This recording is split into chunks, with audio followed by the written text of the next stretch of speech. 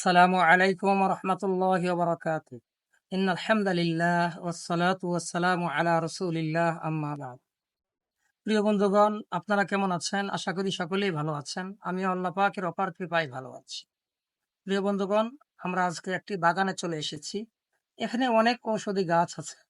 আমি ধারাবাহিকভাবে নিয়মতান্ত্রিক প্রত্যেকটা গাছের এক একটি করে ঔষধি বিষয় নিয়ে আলোচনা করব, ঔষধি গুণাগুণ নিয়ে আলোচনা করব।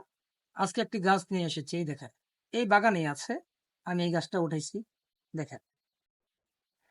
এটা আমাদের বাড়ির আশেপাশের ক্ষেতের আইলে বিভিন্ন জায়গায় এটা হয়ে থাকে। প্রতি জমিনে হয়, বাগানের সাইডে হয়। এটার নাম হচ্ছে দুধিয়া বা দুধলতা। দুধলতা, এটার নাম দেখেন। এটা বাংলায় দুধ বের হয়, দেখছেন, দুধ বেরিয়েছে, দুধ বেরিয়েছে। এই জন্য এটার নাম হচ্ছে দুধলতা বা দুধিয়া। যারা জন্ডিস রোগে ভুগতেছেন, আপনারা কোনো উপায় খুঁজে পান না, তখন বেচাইন হয়ে যান, পেরেশান হয়ে যান, ব্যাপার কি, জন্ডিস হয়ে গেল, খাবার ভালো লাগে না, হ্যাঁ, কোনো কাজ করতে ভালো লাগে না, চেহারা ফ্যাকাশে হয়ে গেছে, যে কোনো খাবার মুখে নিলে গন্ধ করে, আপনারা বাড়ির আশেপাশে খোঁজ করবেন এই গাছ কোথায় পাওয়া যায়।